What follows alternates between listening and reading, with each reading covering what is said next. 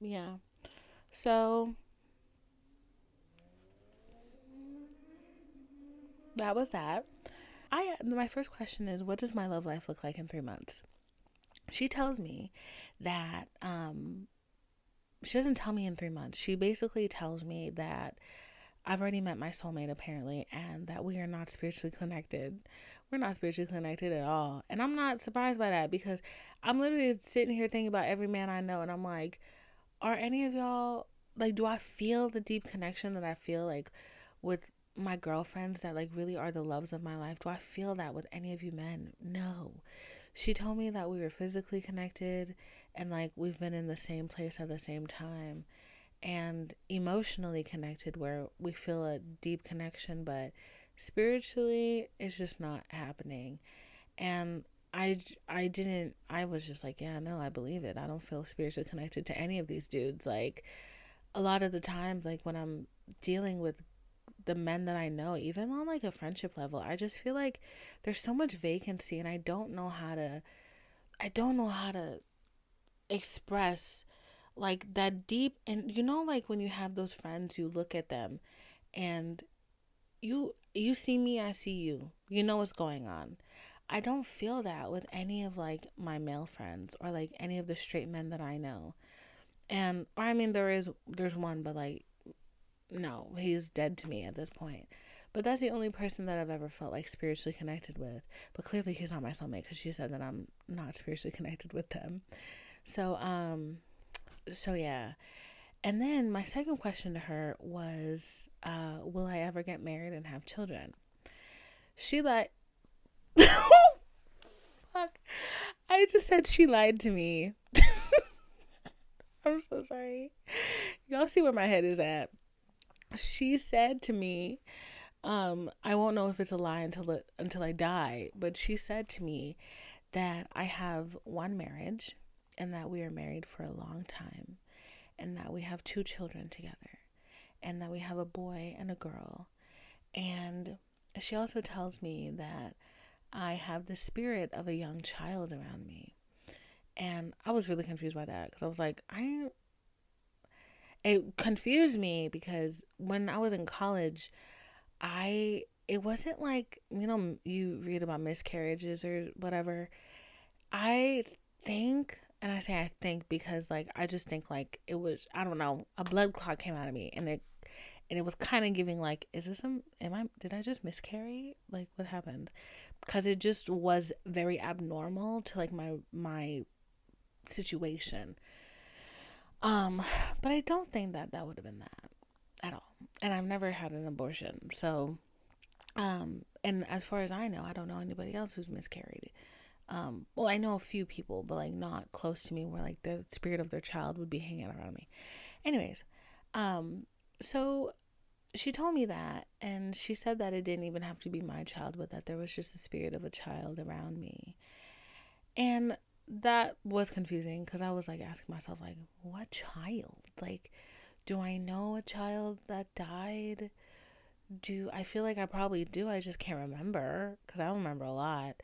And I was like, it might have been my friend who, she passed away when she was young, but she was a teenager, and it seems like she's talking about a child, like a baby, or that's how it resonated to me, anyways. And but I didn't. I'm not sure what that was about, but I wasn't really surprised hearing that, weirdly enough, because I am so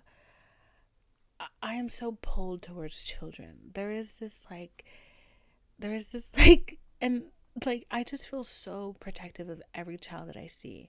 And like I just love children so much, and I love babies, and I love them, like even when they're annoying, like even when they're driving me crazy, like I love these babies like so bad. And I really want one right now, but that's whatever. Um so she told me that, and then the last thing I asked her was about my career. And this is why like certain things, like when you see somebody like that, you always ask yourself like if they're a fraud. And this one was the reason why I kind of knew she wasn't a fraud. Was I kind of knew she wasn't a fraud, because she basically was like, she was like, you need to move to the place you don't want to move, to make your career like really go where you need it to go. And she also told me that I don't actually need anybody to help my career move forward, that the things that I've been doing by myself are what is helping me get the opportunities that I'm getting, that, whether there's somebody there or not, I'm still going to be fine, which was something that I was thinking about, which was something that I had been thinking about. But then, she did Blake's reading, and that was like a whole thing, girl. But then, afterwards, I'm like sitting at a bar, waiting for somebody, and I start Googling her.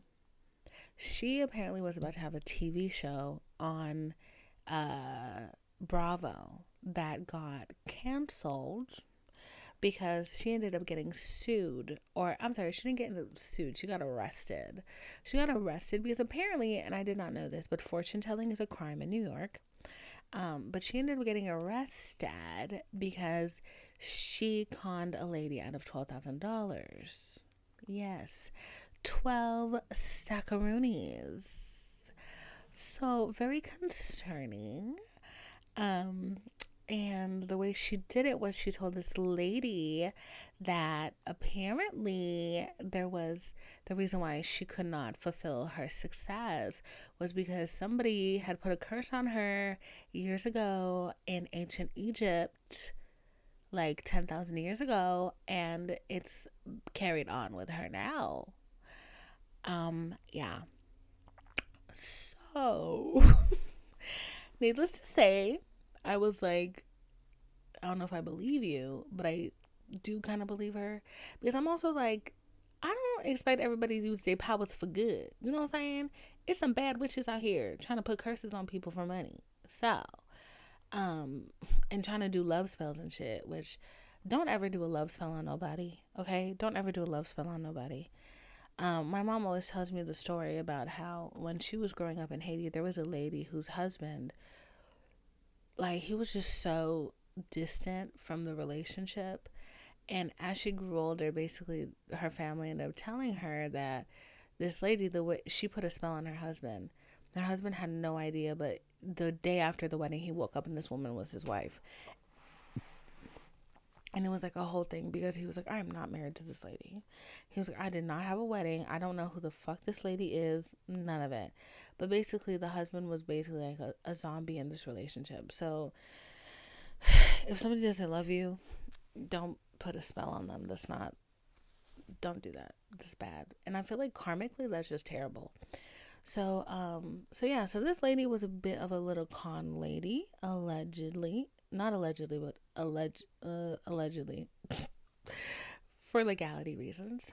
And I read those articles and I was just like, damn, fuck. But later on that night, I was on Instagram and I was just, not minding my business. And my reader did a card pull for me. And she basically told me that if I've been feeling like there's somebody that I need to let go because I keep giving them chances to show up for me and they don't, that I should. So, yeah.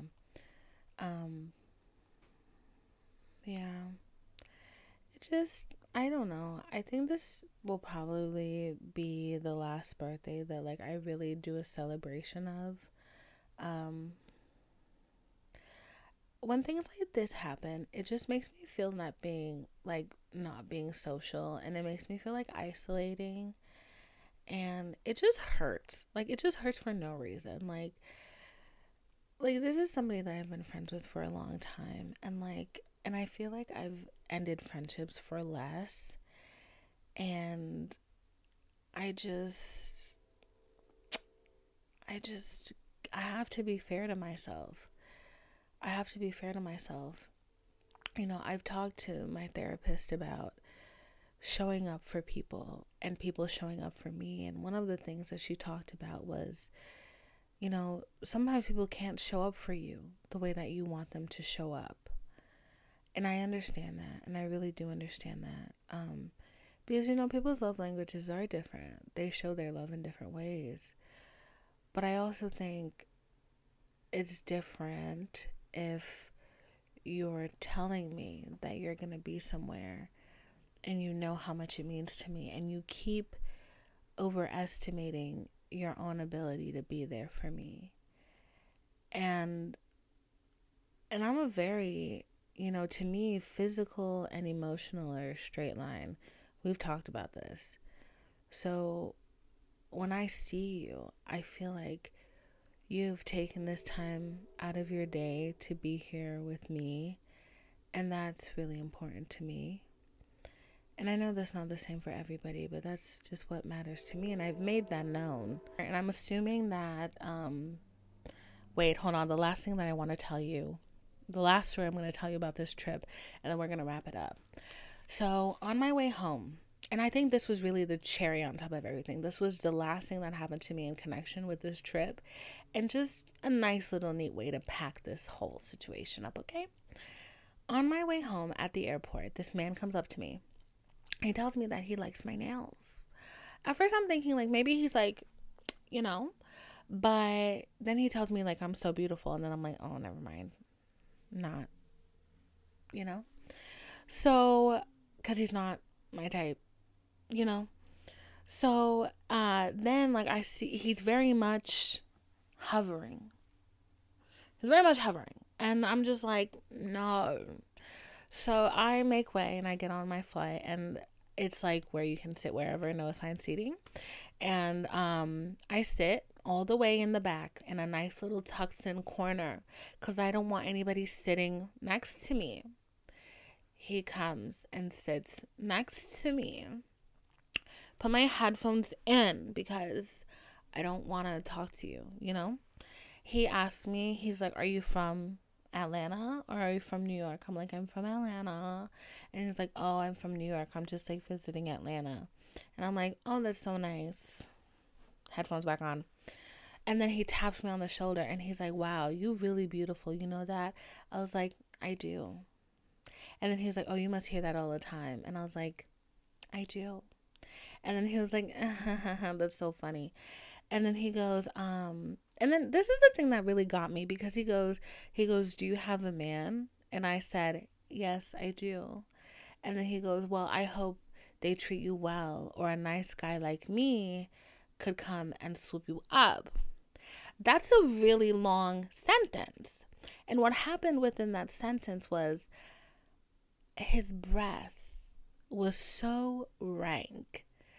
And he just had the worst, his breath smelled like tonsil stones. And I don't know if you know what tonsil stones are, but it's when like food gets trapped in your tonsils and it forms this tiny little white stone. And like when you smush it, it literally smells like shit. I think these things smell worse than shit, to be honest. His breath smells like that. When I tell you that shit slapped me across the fucking face, like right, I couldn't hear it. I was blind and I went deaf. I couldn't hear anything he said. Like I literally couldn't see in front of me. And I was just like, and then like the real brave man that he is, he asks me to dinner after I tell him that I'm with somebody. He asked me to dinner. I say, no, thank you. During the flight, I can just feel him like staring at me. But worst of all, I can smell him. And it's to the point that during this entire flight, I have to cover my fucking face with my sweatshirt. And I was just like, wow, this trip, I should have just stayed my ass at home. Like, I should have really just stayed my ass at home. For the fact that this trip began with a bloody broken nail and ended with me literally being assaulted every waking moment of that flight by this man's breath, I should have stayed my ass at home. Okay, should have stayed my ass at home. Not to make things worse, but this morning I woke up and all of my charges cleared and my account was in the red. I was like, bitch, what's going on? So my shit was in the red. And I was just like, if I'd canceled my flight, this would have been a whole lot cheaper than this whole shenanigans, like, to be honest.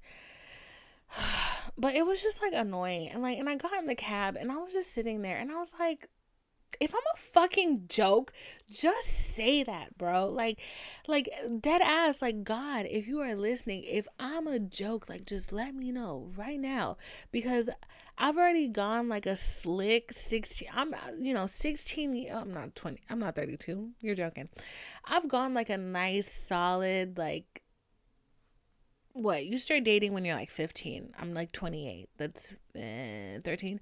I've gone a nice 13 years of just like embarrassment, of rejection, of like slaps across the face, of feeling unwanted, of feeling unneeded, of feeling disposable, of feeling like unnecessary and unloved. And I'm just like, bro, if this is a gag, can I just be in on the joke? Like, really, let's just let me in on the joke, because I think it'll just be easier to deal with. So I'm just over it. I'm over it. I think, but I've been in therapy for long enough that I can't just leave things at, I'm just over it. I have to remedy things myself. And I obviously have no control over these things. So, I think what I'm gonna do is I'm going to make a mood board for all of the emotions that I would like to feel just once before I fucking die.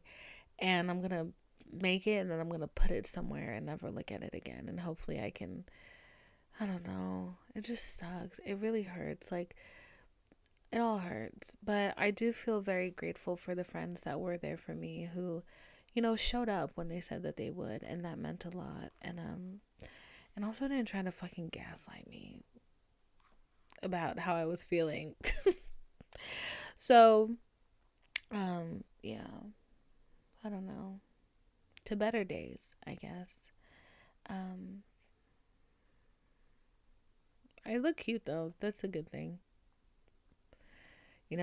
Shit might feel really fucking shitty, and I might feel like not existing sometimes, but I will always have the mirror to tell me that I'm gorgeous. And sometimes that's all you need. Sometimes all you need is to feel hot to get through life. And that's the point that I'm at now, because if I think about it, I'll cry. So I don't think. I look in the mirror and I feel grateful that if I have anything in this life, it's self-love and appreciation for beauty. That's it. So yeah. So sorry if that episode was depressing. This is just how I'm feeling. But yeah. It was a lot. But anyways, if you're watching on YouTube, make sure you follow and subscribe. And if you're watching on YouTube, do me a favor and share this video with 2 people right now. Right now. Share this video with 2 people, and I will really appreciate it. It helps a lot when you guys share, because it lets YouTube know that you're enjoying the content and that you feel the need to propel it forward, and that they might feel the need to do the same thing too. If you're listening on Apple Podcast. Wow. If you're listening on Apple Podcasts, go ahead and leave a rating and review. If you're listening on Spotify, leave a rating. If you're whatever you're listening on, just leave a rating, And if you enjoyed this episode, if you felt like I said something that was relatable or something that, a friend might relate to, go ahead and send it to them. Share it with them, and, share it on Instagram. Let the world know about my suffering, our collective suffering. But yeah, go ahead and follow me on Instagram at VinePhilo, VinePhilo, and on TikTok at Dphile, DPHILE, and on Twitter at VinePhilo, VinePhilo. I love you so much. Here's to better days, better weeks, better months, better years, better decades, better lifetimes, okay? I love you so much. Bye.